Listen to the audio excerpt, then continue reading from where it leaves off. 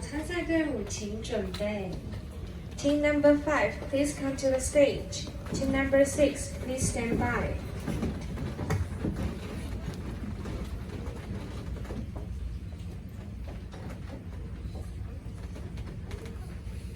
One, two, three, bow. The millionaire miser. Su Shao was a miser, though his treasure house was full. He was too stingy to give away even the smallest coin. And since food cost money, he ate almost nothing and starved his family and servants besides. One morning, as Su Shao took his daily walk through town, he saw a boy eating a sweet rice dumpling. Su Shao's mouth wandered as he made his way home. He said to himself, If only I could ask my wife to make me the sweet dumpling, but if I wanted one, so would my wife. And if my wife wanted one, so would the children. And if the children wanted one, so would the servants. So I had better just be quiet. When Su Shao arrived home, he said nothing about a dumpling, but he wanted one so badly. He felt weak, his legs shook, and he had to go to bed.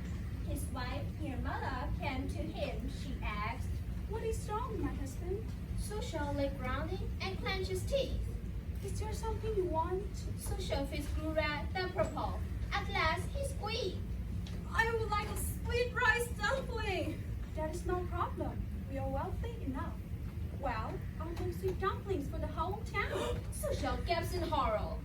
You will make a pauper of me. Well then, I'll make dumplings for our family and servants.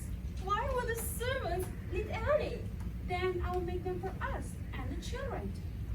I'm sure the children can do without. Then I'll make one for you and one for me. Why would you want one? Nirmala sighed and went out. After a while, she returned with a single sweet dumpling. Then she looked on at Su Shao, mowing with delight, devoured every crumb. Now, it happened that all this was seen by Saka, the king of heaven, who was sitting on his marble throne in his 1,000-mile-high palace. Not in 77 millennia have I ever seen such a miser. I will teach this fellow not to be so stingy.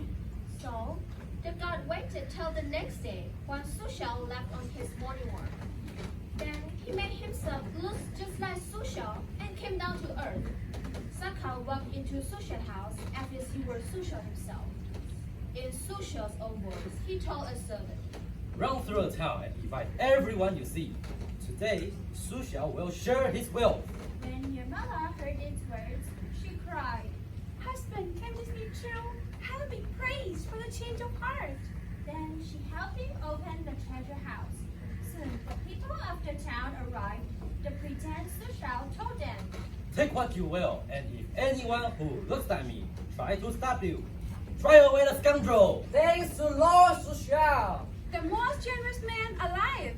They rushed into the treasure house and looked at themselves with gold, silver, diamonds, and pearls. Just then, the real Su Shao came home. When he saw his treasure being carried out the gate, he screamed. Robbers! Thieves! Pull them back! How dare you! But the townspeople said, This must be the one that Lord Su Shao warned us about. and they chased Su Shao halfway across town. Be off with you! And don't show your face again. The crowd turned back. Su Shao rushed onto the court of the Raja. Your Majesty, the people of the town are taking on. For your own servant invited them. Said the Raja. I heard him myself. Did you not give the order? Never. If the order was given, I beg you to bring the one who gave it. So the Raja sent a messenger. Soon came Saka, still pretending to be Su Shao, along with Nirmala and the children. The children stared wide-eyed at the two Su Shaos, and Nirmala nearly fainted. Deceiver! I cannot tell the difference between you. Said the Raja, he turned to Nirmala. And you say which is the true Su Shao? Nirmala looked at both men. Your Majesty, may I ask them a question? Certainly. Nirmala turned to Sokha. Is it better to be generous to yourself, to your family, to your servants, or to your neighbors? It is best to be all. When you are generous, others also grow generous, and everyone is wealthier. Then Nirmala turned to Sushal. Is it better to be generous to yourself, to your family, to your servants, or to your neighbors? No. It is the worst of the world that can never be regained. Nirmala took a deep breath. She gathered the children and drew close to Sokha. This is the true Sushal, Your Majesty. But, Nirmala, my wife, my children. At that, the ghost stepped forward. With a blinding flash of light, he changed it back to his own shape. Your Majesty, I'm not Sushal Basaka. I'm came down from heaven to teach this man a lesson. He turned into the trembling and downcast Sushal. Could you see? You're so stingy. Even your wife and children denied you. There is but one hope for you. Will you stop being such a miser? Well, maybe I could be a little more generous.